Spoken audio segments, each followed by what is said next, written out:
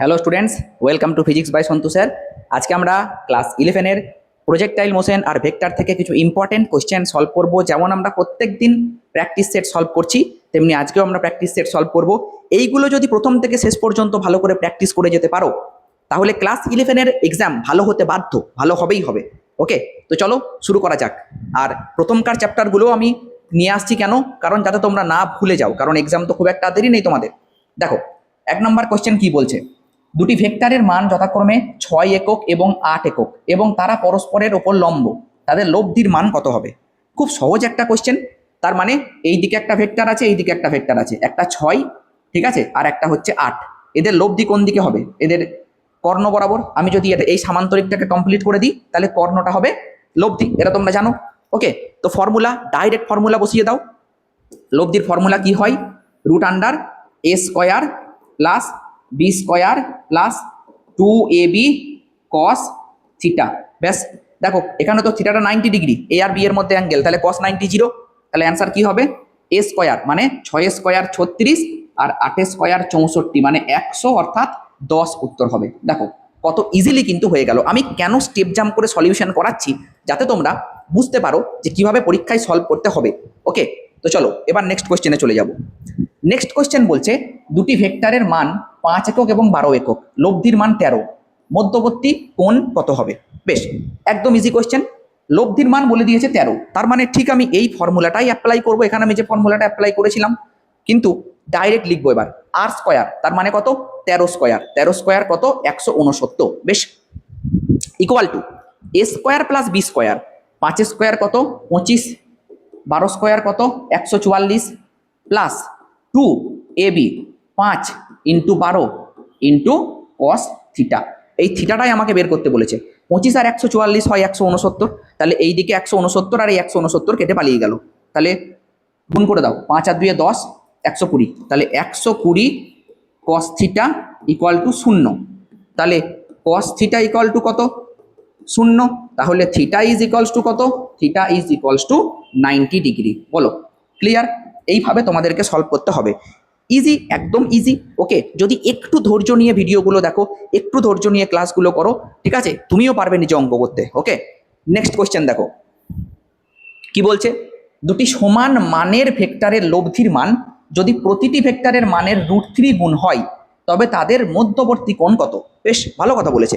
দুটি সমান মানের ভেক্টরের লব্ধির মান যদি প্রতিটি ভেক্টরের মানের √3 গুণ হয়। বেশ, তার মানে আমি ধরে নিই সমান মানের ভেক্টর দুটো এ আর এ, দুটো ভেক্টর দুটোই এ, আর লব্ধি হচ্ছে √3a।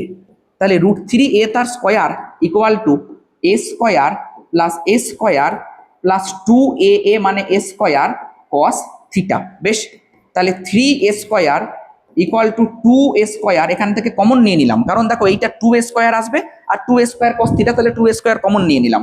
ওকে, এইটা হবে 1 প্লাস cos থিটা। ডান। বেশ, তাহলে দেখো a² তুমি কেটে দিলে, তাহলে 3/2 equal to 1 plus cos theta. ব্যাস, তাহলে 3/2 ইকুয়াল টু যদি 1 প্লাস cos থিটা হয়, তাহলে এই স্টেপটা আমি এবার উপরে করছি, এই জায়গাটা আমি মুছে দিলাম, এখানে সলভ করছি। তাহলে cos থিটা ইকুয়াল টু কি হয়ে যাবে? 3/2 মাইনাস 1 মানে হাফ, তাহলে থিটা ইজ ইকুয়ালস টু কত? cos 60 ডিগ্রির ভ্যালু হচ্ছে হাফ। ব্যাস, দেখো কত ইজিলি তুমি সলভ করে ফেললে, তাহলে অ্যান্সার হয়ে গেল 60 ডিগ্রি। নেক্সট কোশ্চেন দেখো, একটি 10 নিউটন বলকে পরস্পর লম্ব দুটি উপাংশে বিশ্লেষণ করা হলো, একটি উপাংশ 6 নিউটন হলে অপর উপাংশ কত হবে? একদম ইজি কোশ্চেন। 10 নিউটন বল, বেশ, লম্ব উপাংশ যদি ভাগ করা হয়, তাহলে এই একটা উপাংশ, এই একটা উপাংশ, এইটা হচ্ছে 10 নিউটন। বেশ, তাহলে এইটা যদি থিটা হয়, তাহলে এইটাকে বলবো কত? 10 cos থিটা, আর এইটাকে বলবো 10 sin থিটা। ঠিক আছে, বেশ, একটা উপাংশ 6 নিউটন, আর একটা উপাংশ কত?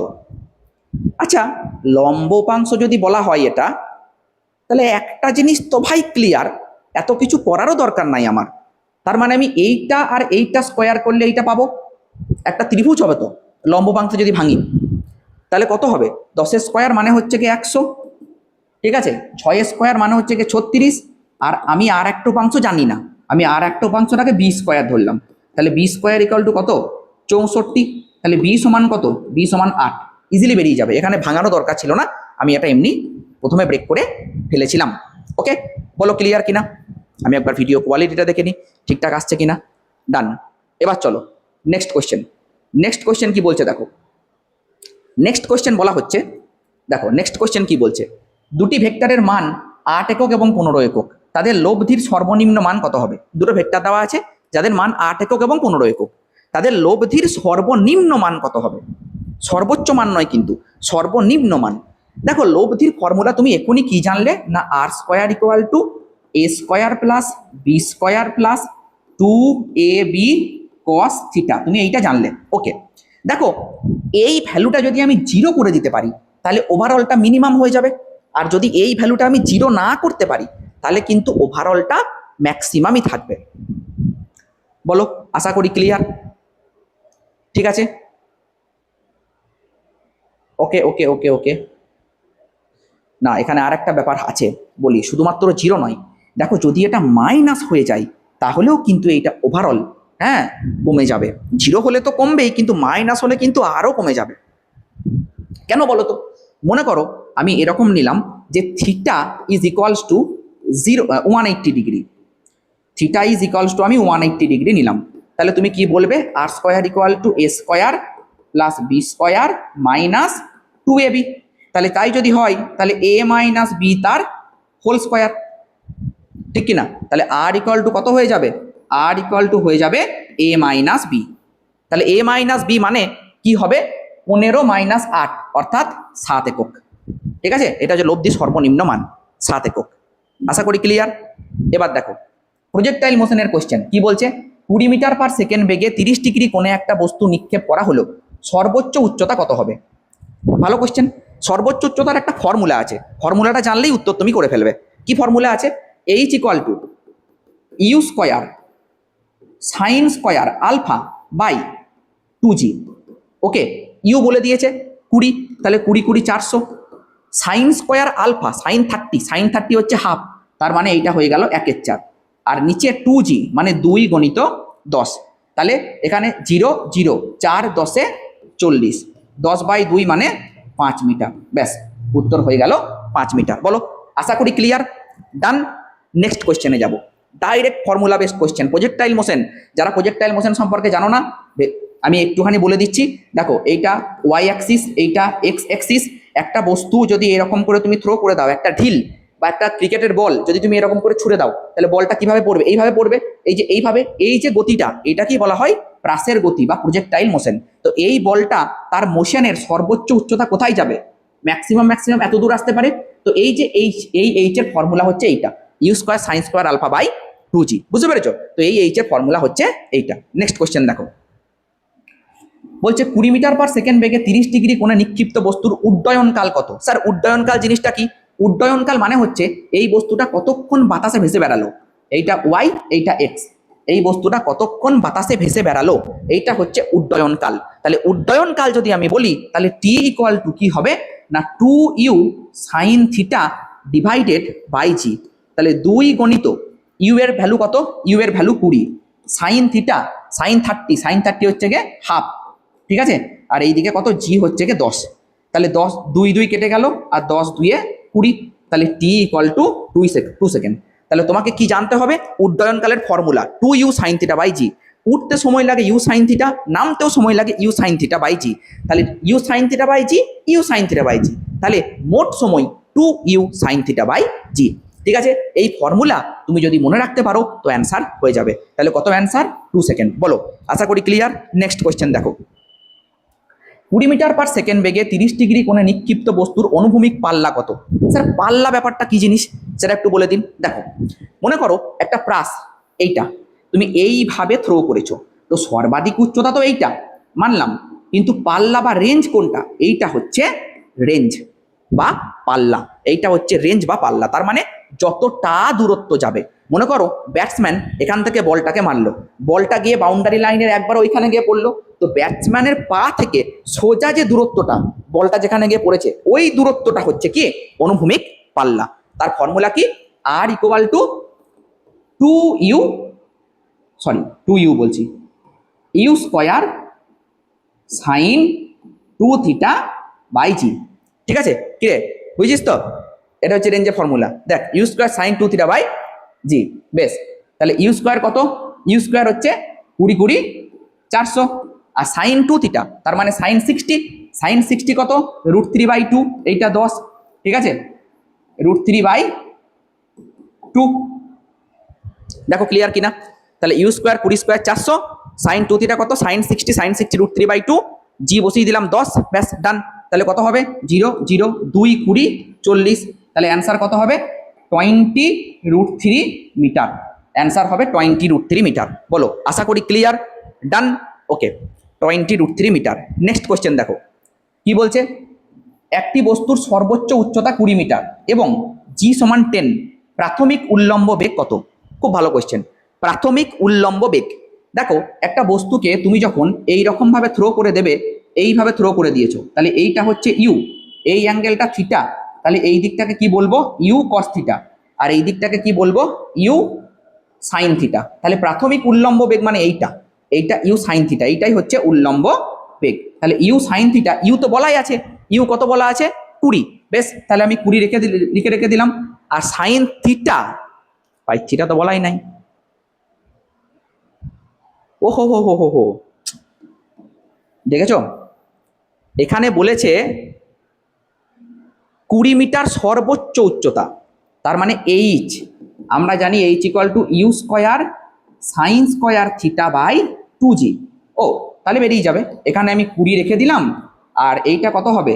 ইউ সাইন থিটা তার স্কোয়ার, আর 2g মানে 2 গুণিত 10। ব্যাস হয়ে গেল। দেখো 10 দুগুণে 20, 20 20 400, তাহলে you sine theta equal to কত পেলে? U square sine square theta equal to 400। তাহলে you sine theta equal to কত?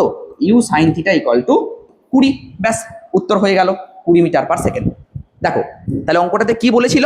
উল্লম্ব বেগ বের করো। উল্লম্ব বেগ মানে ইউ সাইন থিটা, আর অনুভূমিক বেগ মানে ইউ কস থিটা। এটা মাথায় রাখতে হবে যে কোনটা উল্লম্ব কোনটা অনুভূমিক। এইটা হচ্ছে অনুভূমিক ইউ কস থিটা, আর এইটা হচ্ছে উল্লম্ব ইউ সাইন থিটা। বের করে দিলাম। বলে দিয়েছে হাইট, তাহলে হাইটের ফর্মুলা বসাবো, ভ্যালু বসাবো, উত্তর ইজিলি চলে আসবে। ওকে, এইভাবে সলভ করতে হবে। দেখো আশা করি ক্লিয়ার। ওকে, নেক্সট কোয়েশ্চেন দেখো। নেক্সট কোয়েশ্চেন বলছে একটি বস্তুর উড্ডয়নকাল 4 সেকেন্ড, সর্বোচ্চ উচ্চতা কত? খুব ভালো কোয়েশ্চেন। উড্ডয়নকাল 4 সেকেন্ড, তার মানে টি বলে দিয়েছে, T 2u sine theta divided by G. তো এইটা বলা আছে 4 সেকেন্ড। ওকে, তো বলছে সর্বোচ্চ উচ্চতা কত? সর্বোচ্চ উচ্চতা মানে এইচ বের করতে দিয়েছে, এইচ। বলো, আশা করি ক্লিয়ার। আর কিচ্ছু বলে দেয়নি তোমাকে, ঠিক আছে। তুমি এখান থেকে ইউ সাইন থিটা বের করে নাও। ইউ এর টি এর জায়গায় কত বসাবে? টি এর জায়গায় তুমি বসাচ্ছ 4 equal to 2 into u sine theta by 10, তাহলে 2 2 এ 4, তাহলে you sine theta equal to 20। তাহলে ইউ সাইন থিটা যদি 20 হয়, তাহলে সর্বোচ্চ উচ্চতা এইচ কত? তাহলে এইচ হবে, দেখো এইচ হবে you square sine square theta divided by 2g। আশা করি ক্লিয়ার। ইউ সাইন থিটা তো আমি পেয়ে গেছি, ফর্মুলা বসিয়ে দেবো এখানে। তাহলে 20 স্কোয়ার কত? 20 স্কোয়ার 400 বাই 2 গুণিত 10, ঠিক আছে, 10 2 এ 20, তাহলে 20 20 400, তাহলে 20 মিটার। ওকে, 20 মিটার হবে অ্যান্সার। বলো, আশা করি ক্লিয়ার। 20 মিটার হবে অ্যান্সার। হবে তো দেখো পরপর 10টা কোয়েশ্চেন কিন্তু আমরা সলভ করে ফেললাম, এখনো 8টা কোয়েশ্চেন আমরা সলভ করব। কেমন লাগছে ভিডিওটা অবশ্যই কমেন্ট সেকশনে জানাবে।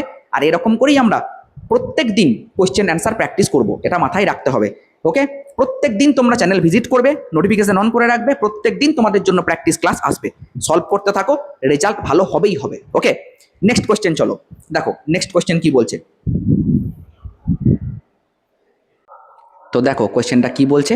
একটি বস্তু 45 ডিগ্রি কোণে 20√2 মিটার পার সেকেন্ড বেগে নিক্ষিপ্ত হলো, তাহলে অনুভূমিক পাল্লা কত হবে? তার মানে রেঞ্জ জানতে চেয়েছে।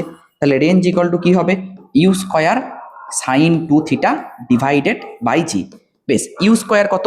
ইউ স্কোয়ার তো ভাই 20√2 তার স্কোয়ার, তার মানে 400 ইন্টু 2, আর সাইন 2 থিটা মানে হচ্ছে কি সাইন 45, মানে 2 ইন্টু 45 মানে সাইন 90, সাইন 91, আর জি তো 10, তাহলে কত হবে? 10, এদিকে 40 হয়ে গেল, 40 2 এ 80, তাহলে অ্যান্সার হয়ে গেল 80 মিটার। তাহলে রেঞ্জ কত?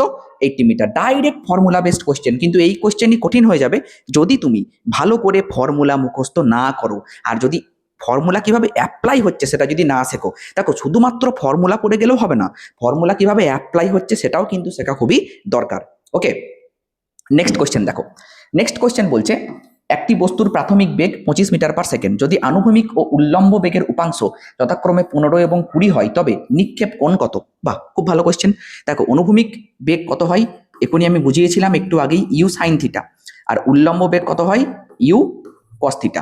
বেশ, তুমি যদি আচ্ছা এইটা বলে দিয়েছে না, অনুভূমিক হচ্ছে গিয়ে 15 আর উল্লম্ব হচ্ছে 20। বেশ, এবার বলছে কি যে প্রাথমিক বেগ 25, বেশ ঠিক আছে, মানে ইউটা 25, তবে নিক্ষেপ কোণ কত? ডাইরেক্ট এক কাজ করো, হ্যাঁ এই দুটোকে ভাগ করে দাও, তাহলে কত হবে? Tan theta.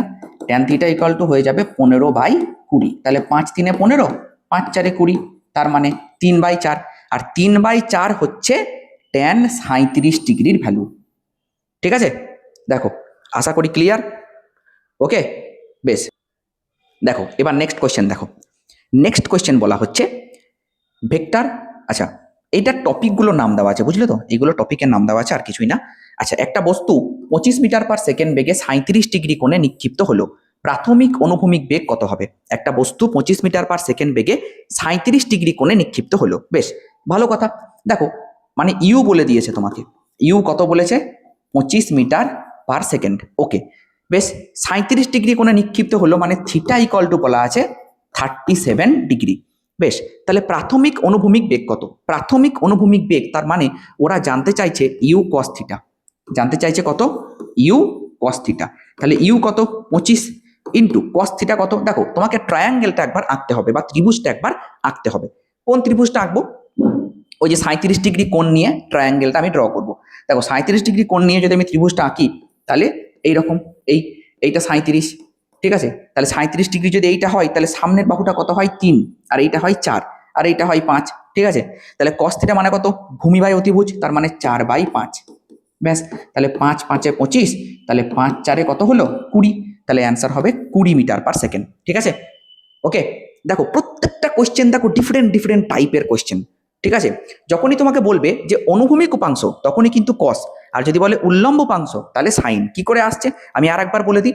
এইটা হচ্ছে প্রজেক্টাইল, হ্যাঁ একটা পাথরকে তুমি এরকম করে ছুড়ে দিয়েছো, তাহলে যখন তুমি এই দিকে থ্রো করে দিলে এই দিকটা হচ্ছে ইউ, এই অ্যাঙ্গেলটা কত? থিটা, তাহলে এইটা কত হবে? ইউ কস থিটা, আর এইটা কত হবে? এইটা হবে ইউ সাইন থিটা। তাহলে এইটা কি? এইটা হচ্ছে হরাইজন্টাল আর এইটা হচ্ছে ভার্টিক্যাল, তাহলে এইটা অনুভূমিক আর এইটা উল্লম্ব। কারণ আমরা জানি কোনো ভেক্টর রাশি, হ্যাঁ যখন কোনো দিকের সঙ্গে অ্যাঙ্গেল করে, যার সঙ্গে অ্যাঙ্গেল করবে সেটা কস আর অন্যটা সাইন, এটাকে বলে রেক্ট্যাঙ্গুলার কম্পোনেন্ট। ওকে, ওকে দেখো ডান। ওকে, এবার আমরা চলে যাব কোয়েশ্চেন নাম্বার 14। কোয়েশ্চেন নাম্বার 14 কি বলছে দেখি। উপরের প্রশ্নে প্রাথমিক উল্লম্ব বেগ কত? আচ্ছা, অনুভূমিক বেগটা বের করেছি, এবার বলেছে উল্লম্ব বেগ কত। সুন্দর কোয়েশ্চেন। কোথায় ছিলাম ভাই? উপরের প্রশ্নে। উপরের প্রশ্ন কোন প্রশ্ন? এই প্রশ্ন, উপরের প্রশ্নে। দেখো তাহলে ইউ কস থিটা বের করেছি, মানে ওরা বলছে এবার ইউ সাইন থিটা বের করো। ব্যাস, ইউ সাইন থিটা বের করে দাও, চাপ কি আছে? ইউ সাইন থিটা, তো ইউ তো বলাই আছে 25, আর সাইন থিটা মানে লম্ব বাই অতিভুজ 3/5, তাহলে 3/5, 5 5 25, তাহলে 5 3 15 মিটার পার সেকেন্ড। ব্যাস, 15 মিটার পার সেকেন্ড হয়ে গেল উত্তর। দেখো আশা করি ক্লিয়ার, 15 মিটার পার সেকেন্ড, ডান। ওকে, নেক্সট কোয়েশ্চেন দেখো, কোয়েশ্চেন নাম্বার 15 বা কোয়েশ্চেন নাম্বার 15। একটি বস্তুর প্রাথমিক বেগ দ্বিগুণ করলে নিক্ষেপ কোণ অপরিবর্তিত রাখলে অনুভূমিক পাল্লা কত গুণ হবে? বলো কি হবে? প্রচন্ড গরম ভাই, ঠিক আছে, ফ্যান চললেও গরম লাগে,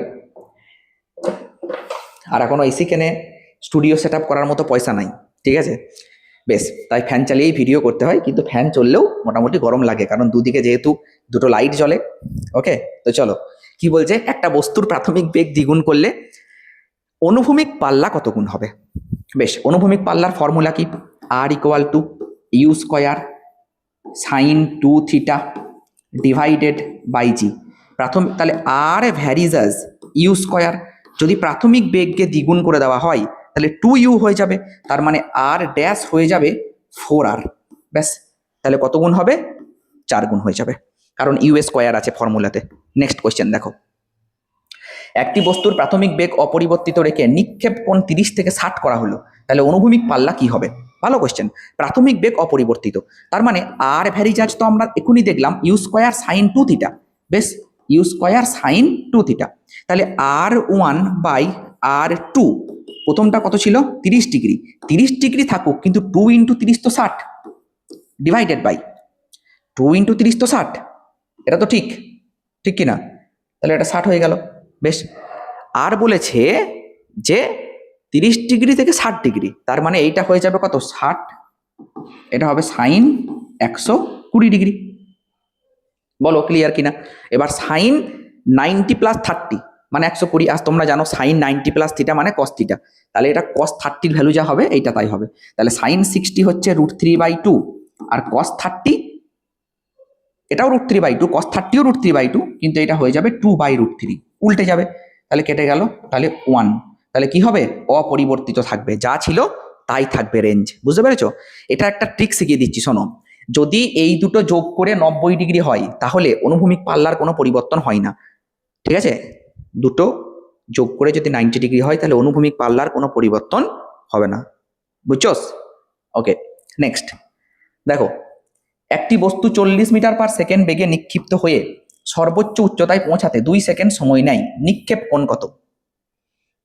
বলো কি রাকেশ, বুঝছো? বলো কি হবে এটা? দেখো, এক বস্তু 40 মিটার/সেকেন্ড বেগে নিক্ষিপ্ত হয়ে সর্বোচ্চ উচ্চতায় পৌঁছাতে 2 সেকেন্ড সময় নেয়, তাহলে টি সমান কত হবে? টি সমান 2u সাইন থিটা বাই জি। এটাকে 2 লিখে দাও, ঠিক আছে? ইউ কত? ইউ 40, তাহলে 2 গণিত 40 গণিত sign theta. Sine theta, theta theta বলেনি, সাইন থিটা বের করতে হবে, ঠিক আছে? সাইন থিটা বের করতে হবে, তাহলে আমি এখানে সাইন থিটা লিখে দিলাম, ডিভাইডেড বাই জি হচ্ছে 10, 10 × 4 = 40, আর এইদিকে 2 2 কেটে দাও। বাবরে, এইরকম অ্যান্সার। সাইন থিটা কত আসছে? সাইন থিটা কিছু একটা ভুল হচ্ছে। 2 × 40 সাইন থিটা নিক্ষিপ্ত হয়ে সর্বোচ্চ উচ্চতায় পৌঁছাতে 2 সেকেন্ড। ও হো হো হো, সর্বোচ্চ উচ্চতায় পৌঁছাতে 2 সেকেন্ড সময় লাগে, তার মানে এই দুইটা হবে না। কেন বলো তো? কারণ তোমাদেরকে বলেছিলাম যে উঠতে সময় লাগে যা, নামতে সময় লাগে তাই। টোটাল সময়টা 2u সাইন থিটা বাই জি, তার মানে উঠতে কত সময় লাগে? শুধুমাত্র ইউ সাইন থিটা বাই জি। বুঝছস? বেশ, তাহলে এখানে 2 হয়ে গেল, এই 2টা কেটে দাও, এটা নাও কেটে দিলাম, ঠিক আছে? বেশ, তাহলে কত হবে? এইখানে 2 দিয়ে দাও। ওকে, ইউটাকে তুমি কি লিখবে? ইউটাকে তুমি 40 লিখে দাও। ওকে, 40, এইটা সাইন থিটা ডিভাইডেড বাই 10, 10 × 4 = 40, 2 2 এ 4, ঠিক আছে? তাহলে sine theta is equals to half, তাহলে থিটা ইজ ইকুয়ালস টু কত degree? Theta is equals to 30 degree. Done, তাহলে 30 ডিগ্রি অ্যান্সার। বলো, আশা করি ক্লিয়ার। ওকে, এইরকম টাইপের কোয়েশ্চেন হবে, একদম ইজি কোয়েশ্চেন এগুলো, একটু যদি ভালো করে পড়ো তাহলে কিন্তু এগুলো সবই সলভ করতে পারবে।